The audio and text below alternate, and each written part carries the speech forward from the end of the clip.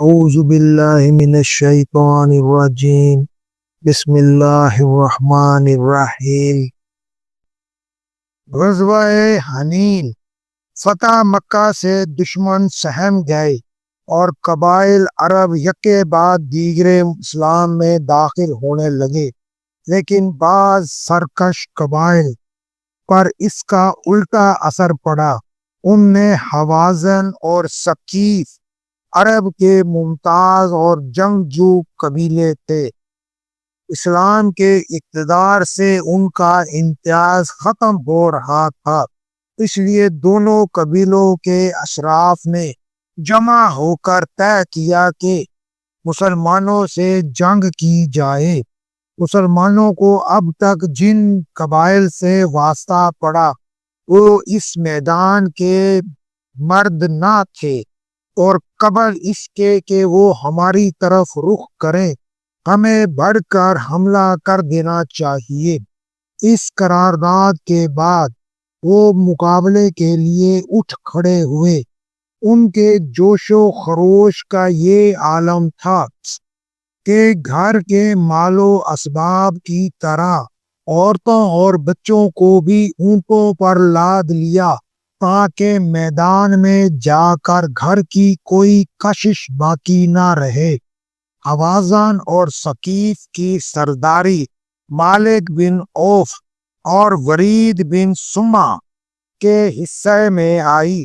آخر ذکر سردار 100 سال کا بوڑھا مگر جواں ہمت اور صاحب تدبیر تھا۔ لوگ اس کی چارپائی اٹھا کر میدان جنگ میں لے آئے۔ اس نے جنگی ضرورت کے لیے اوتاس کے مکان کو پسند کیا، فوج کو کمین گاہوں میں چھپا دیا۔ رسول اکرم حضرت محمد صلی اللہ علیہ وسلم کو جب یہ حال معلوم ہوا تو صحابہ رضی اللہ عنہم کو جمع فرمایا اور بعد مشاورت مدافعت کے لیے آمادہ ہو کر حنین کو روانہ ہو گئے۔ اس وقت لشکر اسلامی میں 12,000 جانسار موجود تھے۔ ان میں سے 10,000 مہاجرین و انصار اور مدنی جانسار تھے، اور 2,000 وہ تھے جو فتح مکہ کے وقت مشرف با اسلام ہوئے۔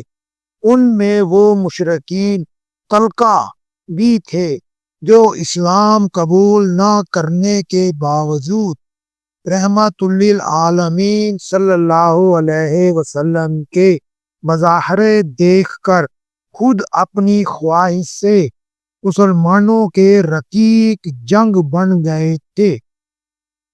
10 شوال سن 8 ہجری مطابق فروری 621 عیسوی کو ذات اقدس صلی اللہ علیہ وسلم کے جلو میں مجاہدین اسلام کا لشکر حنین جا پہنچا۔ ابھی جنگ نے قتال کی صورت نہیں دیکھی تھی کہ مسلمانوں کے دلوں میں اپنے لشکر کی اکثریت اور فوج کی فراوانی اس درجہ اثر کر گئی کہ بعض مسلمانوں کی زبان سے انشاءاللہ کہے بغیر ہی اپنی قوت کے گھمنڈ سے یہ نکل گیا کہ آج ہماری قوت کو کوئی شکست نہیں دے سکتا۔ مسلمان اللہ واحد کا پرستار مسلمان اور اللہ قدوس پر بھروسہ کی بجائے اپنی عددی اکثریت پر گھمنڈ کرے، یہ اس کی بھول ہے۔ اس لیے اللہ تعالیٰ کو مسلمانوں کا یہ فخر پسند نہیں آیا، اس لیے ان پر یہ عبرت کا پہلو نمایاں کیا گیا کہ جب جنگ ہوئی اور مسلمانوں کے لشکر نے پیش قدمی کی تو اچانک دشمن کی ان ٹولیوں نے جو گوریلا جنگ لڑنے کے لیے پہاڑ کی مختلف گھاٹیوں میں گھات لگائے بیٹھی تھی، پہاڑ کی جانب سے اسلامی لشکر پر تیروں کی بارش شروع کر دی۔ اسلامی لشکر کو اس بے محابہ تیر باری کی توقع نہ تھی، اس لیے ان کی صفوں میں تزلزل پیدا ہو گیا اور تھوڑی سی دیر میں مسلمانوں کے قدم اکھڑ گئے۔ رسالت مآب صلی اللہ علیہ وسلم اور مشہور مہاجرین و انصار صحابہ رضی اللہ عنہم کے علاوہ تمام بدوی قبائل اور مدنی لشکر کی اکثریت نے راہ فرار اختیار کی۔ غرض اسی وقت رسول مقبول حضرت محمد صلی اللہ علیہ وسلم کے اشارہ پر حضرت عباس رضی اللہ عنہ نے بلند آواز سے بھاگتے ہوئے مسلمانوں کو للکارا، یا معشر الانصار، یا اصحاب بیت الرضوان۔ حضرت عباس رضی اللہ عنہ کی صدائے حق گونجی ہی تھی کہ ایک ایک مسلمان اپنی حالت پر متاسف ہو کر پلٹ پڑا اور منٹوں میں تمام جانثار رسول اکرم حضرت محمد صلی اللہ علیہ وسلم کے گرد جمع ہو کر داد شجاعت دینے لگے۔ رسول مقبول حضرت محمد صلی اللہ علیہ وسلم نے ایک مٹھی خاک لشکر کفار کی طرف پھینک کر یہ الفاظ ارشاد فرمائے، یہ منہ ذلیل خوار ہوں، اس لیے حوازن و ثقیف کے ہزیمت خوردہ بدوؤں کے جماعوں کی کوئی صورت نہ رہی، اور نتیجہ یہ ہوا کہ شکست مبدل با فتح و نصرت ہو گئی، اور اللہ تعالی کے فضل کریم میں عظیمت کو نصر عزیز میں بدل دیا۔ مال غنیمت کی تقسیم۔ آپ صلی اللہ علیہ وسلم 5 ذی القعدہ کو جعرانہ پہنچے، جہاں مال غنیمت جمع تھا۔ 6,000 قیدی اور 24,000 اونٹ اور 40,000 بکریاں اور 4,000 اوقیہ چاندی مال غنیمت تھا۔ یہاں پہنچ کر آپ صلی اللہ علیہ وسلم نے 10 دن سے زیادہ حوازن کا انتظار کیا کہ شاید وہ اپنے عزیزوں، بچوں اور عورتوں کو چھڑانے آئیں، لیکن جب 10-12 روز کے انتظار کے بعد بھی کوئی نہ آیا، تب آپ صلی اللہ علیہ وسلم نے مال غنیمت تقسیم کر دیا۔ چونکہ ضعیف الاسلام اور نو مسلم اہل مکہ کی تالیف منظور تھی، اس لیے مال غنیمت میں سے ان کو زیادہ حصہ دیا۔ مخلص انصار نے تو اس تالیف قلب کی کو مصلحت پر محمول کیا، مگر بعض انصار کو اہل مکہ کی ترجیح گراں گزری اور اس کو حق تلفی سمجھ کر یہ الفاظ زبان سے نکالے، اہل مکہ تو غنیمت حنین سے مالا مال ہوں، اور ہم حالانکہ ہماری تلواریں اب تک خون آلودہ ہیں، محروم ہیں۔ حضور اکبر صلی اللہ علیہ وسلم کو اس کی اطلاع ملی تو آپ صلی اللہ علیہ وسلم نے انصار کو بلا کر پوچھا۔ انہوں نے عرض کیا کہ ہمارے سربار آوردہ لوگوں میں سے کسی نے یہ نہیں کہا، ہاں نوجوانوں نے یہ فکرے کہے تھے، کچھ لوگوں نے اقرار کیا۔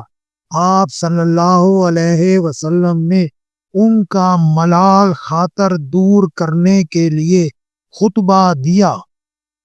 خطبہ: اے گروہ انصار، کیا میں تم لوگوں کے پاس ایسی حالت میں نہیں آیا کہ تم سب تاریکی کفر میں بھٹک رہے تھے، بس اللہ نے تم کو میرے ذریعہ سے ہدایت دی۔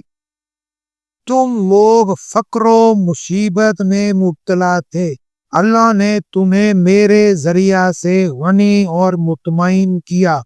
تم ایک دوسرے کے دشمن تھے، اللہ نے میری وساطت سے تمہارے دلوں کو محبت اور اتفاق سے بھر دیا۔ کہو، کیا یہ بات صحیح نہیں ہے؟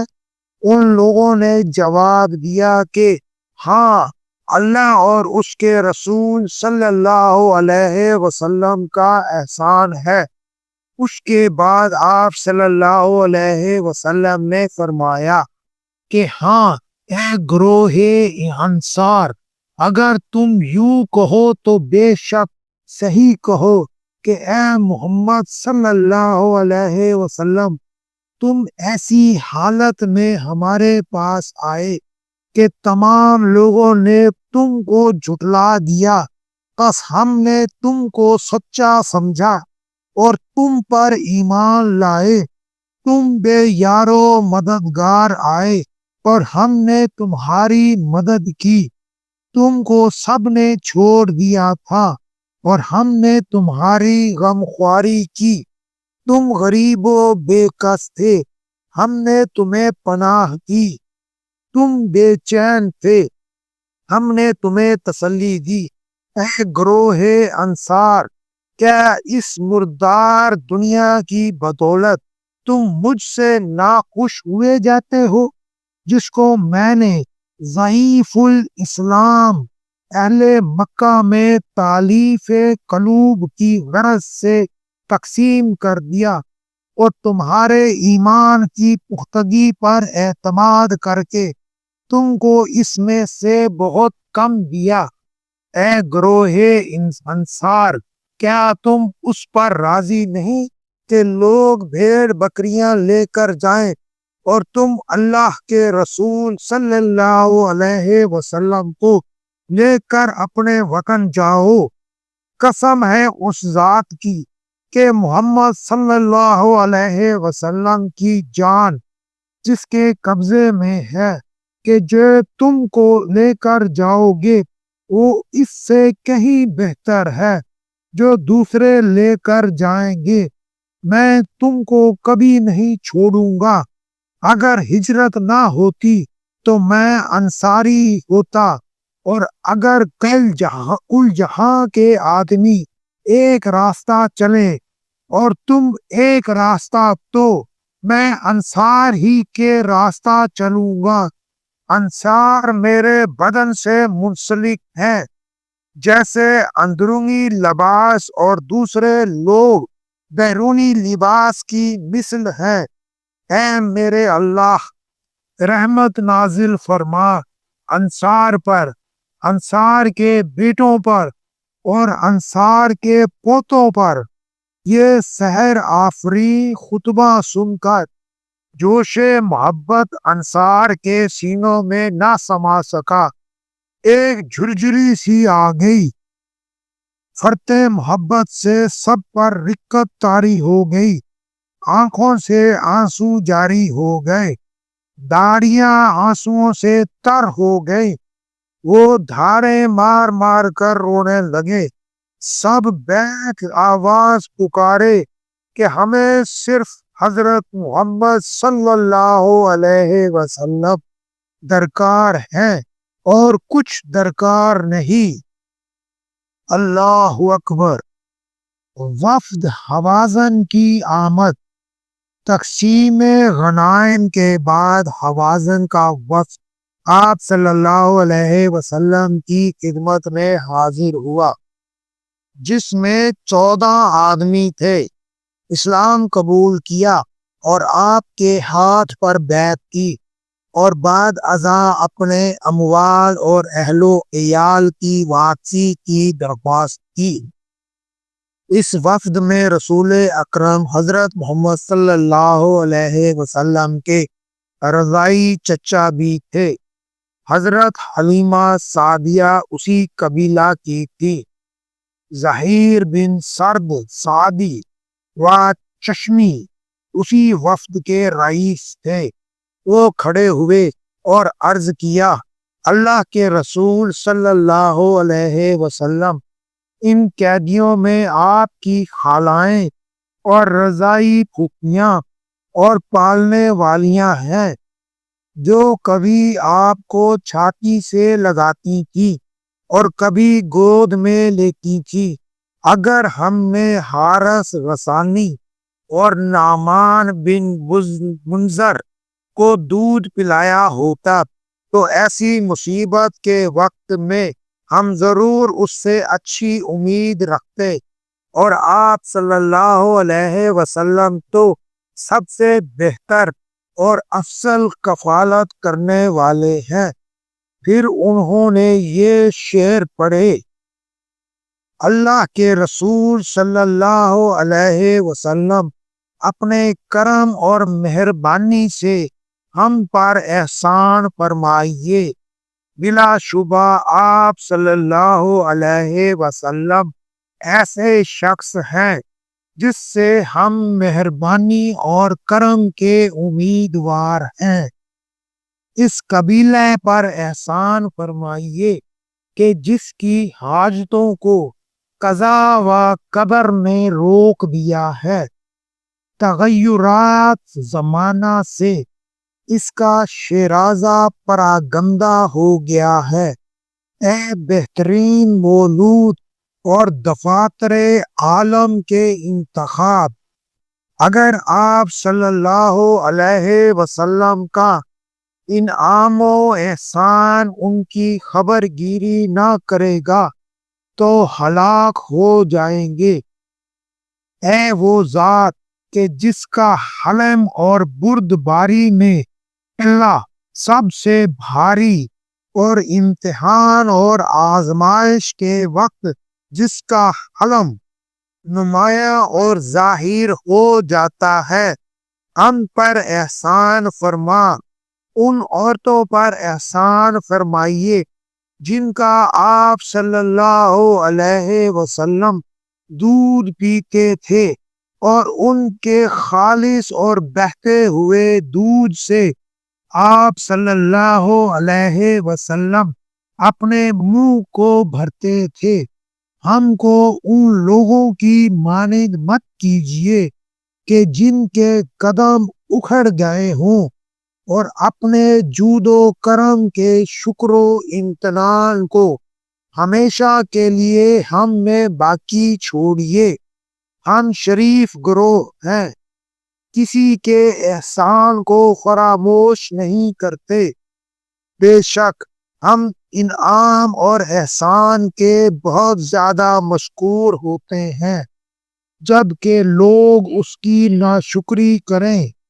بس آپ صلی اللہ علیہ وسلم ان ماؤں کو جن کا آپ صلی اللہ علیہ وسلم نے دودھ پیا ہے اپنے دامن عفو میں چھپا لیں۔ بے شک آپ صلی اللہ علیہ وسلم کا عفو تو مشہور ہے۔ اے وہ ذات کہ جس کی سواری سے کمیت گھوڑے نشاط اور ترب میں آ جاتے ہیں، جبکہ لڑائی کی آگ دہکائی جائے۔ ہم آپ صلی اللہ علیہ وسلم سے ایسے عفو کی امید لگائے ہوئے ہیں جو ان سب کو اپنے اندر چھپا لے۔ بس آپ صلی اللہ علیہ وسلم ہم کو معاف کیجئے۔ اللہ تاک آپ صلی اللہ علیہ وسلم کو قیامت کے اندیشوں سے محفوظ رکھے گا، اور آپ صلی اللہ علیہ وسلم کو کامیابی عطا فرمائے گا۔ اللہ کے آخری رسول صلی اللہ علیہ وسلم کا ارشاد گرامی۔ آپ صلی اللہ علیہ وسلم نے فرمایا: میں نے تمہارا بہت انتظار کیا، اور اب غنائم تقسیم ہو چکی ہے۔ دو چیزوں میں سے ایک چیز اختیار کر لو، قیدی یا مال۔ وفد نے کہا: آپ صلی اللہ علیہ وسلم نے ہم کو مال اور حسب میں اختیار دیا ہے، ہم حسب نسب کو اختیار کرتے ہیں۔ اونٹ اور بکری کے بارے میں آپ صلی اللہ علیہ وسلم سے کچھ نہیں کہتے۔ حضور اقدس صلی اللہ علیہ وسلم نے ارشاد فرمایا، میرے اور خاندان بنی ہاشم و بنی عبد المطلب کے حصہ میں جو کچھ آیا ہے وہ سب تمہارا ہے، لیکن غیر مسلمانوں کے حصہ میں جو جا چکا ہے اس کی بابت ظہر کی نماز کے بعد تم لوگ کھڑے ہو کر کہنا، میں تمہاری سفارش کروں گا۔ چنانچہ ظہر کی نماز کے بعد وفد حوازن کے خطبہ نے فصیح و بلیغ تقریریں کی اور اپنے قیدیوں کی رہائی کے لیے مسلمانوں سے درخواست کی۔ بعد ازاں حضرت صلی اللہ علیہ وسلم خطبہ کے لیے کھڑے ہوئے، اول اللہ تعالی کی حمد و ثنا کی اور پھر فرمایا، تمہارے یہ بھائی حوازن مسلمان ہو کر آئے ہیں، میں نے اپنا اور اپنے خاندان کا حصہ ان کو دے دیا ہے۔ میں مناسب سمجھتا ہوں کہ دوسرے مسلمان بھی ان کے قیدی واپس کر دیں۔ جو شخص خوشی اور طیب خاطر سے ایسا کر دے تو بہتر ہے، ورنہ میں بعد میں اس کا معاوضہ دینے کو تیار ہوں۔ سب نے کہا کہ ہم طیب خاطر سے اس پر راضی اور خوش ہیں۔ اس طرح 6000 قیدی دفعتاً آزاد کر دیے گئے۔ انہیں اسیران جنگ میں آپ صلی اللہ علیہ وسلم کی رضائی بہن حضرت شیمہ رضی اللہ عنہ بھی تھی۔ لوگوں نے جب ان کو گرفتار کیا تو انہوں نے کہا، میں تمہارے پیغمبر کی بہن ہوں۔ آپ صلی اللہ علیہ وسلم نے پہچان لیا اور مرحبا کہا اور بیٹھنے کے لیے چادر بچھا دی، اور فرط مسرت سے آنکھوں سے آنسو بھر آئے اور فرمایا، اگر تم میرے پاس رہنا چاہو تو تم کو نہایت عزت و احترام کے ساتھ رکھوں گا، اور اگر اپنے قبیلہ میں جانا چاہو تو تم کو اختیار ہے۔ حضرت شیمہ رضی اللہ عنہا نے کہا، میں اپنی قوم میں جانا چاہتی ہوں، اور مسلمان ہو گئی۔ حضرت صلی اللہ علیہ وسلم نے چلتے وقت ان کو کچھ اونٹ اور بکریاں اور 3 غلام اور 1 باندی عطا فرمائی۔ غزوہ حنین کا ذکر قرآن کریم میں۔ غزوہ حنین میں مسلمانوں کے اپنی کثرت اور عجب و غرور اور اس کے انجام میں ابتدا شکست اور پھر اللہ کے فضل سے فتح و نصرت کا حال قرآن کریم نے سورۃ التوبہ میں اپنے معجزانہ اسلوب بیان کے ساتھ اس طرح کیا ہے۔ بلا شبہ اللہ تعالیٰ بہت میدانوں میں تمہاری مدد کر چکا ہے۔ حنین کے دن بھی جب تم اپنی کثرت پر اترا گئے تھے تو دیکھو وہ کثرت تمہارے کچھ کام نہ آئی، اور زمین اپنی پوری وسعت پر بھی تم پر تنگ ہو گئی، اور آخر کار ایسا ہوا کہ تم میدان کو پیٹھ دکھا کر بھاگنے لگے۔ پھر اللہ نے اپنے رسول صلی اللہ علیہ وسلم پر اور مومنوں پر اپنی جانب سے دل کا سکون و قرار نازل فرمایا، اور ایسے لشکر اتارے جو تم کو نظر نہیں آتے تھے، اور ان لوگوں کو عذاب دیا جنہوں نے کفر کی راہ اختیار کی تھی، اور جو کفر کی راہ اختیار کرتے ہیں ان کی جزا یہی ہے۔ اس کے بعد اللہ تعالیٰ نے جس کو چاہے گا اپنی رحمت سے نوازے گا، اور اللہ ہی بخشنے والا رحمت والا ہے۔ عمرتی جعرانہ، اللہ کے رسول حضرت محمد صلی اللہ علیہ وسلم جعرانہ مقام تقسیم غنائم خوازن سے بقصد عمرہ مکہ معظمہ روانہ ہوئے۔ ادائے عمرہ کے بعد عتاب بن اسید رضی اللہ عنہ کو مکہ کی خلافت تفویض فرمائی۔ جناب معاذ بن جبل رضی اللہ عنہ کو معلم دین کی حیثیت سے مکہ میں رہنے کا حکم دیا، اور خود مہاجرین و انصار کی معیت میں مراجعت فرمائے مدینہ ہوئے، تاکہ اپنے مولود نو ابراہیم کی دید سے آنکھوں کو ٹھنڈے کریں، اور کچھ مدت آرام فرمانے کے بعد ان مسیحی دشمنان اسلام کا سد باب کریں جو تبوک میں جمع ہو کر اسلام کو مٹانا چاہتے تھے۔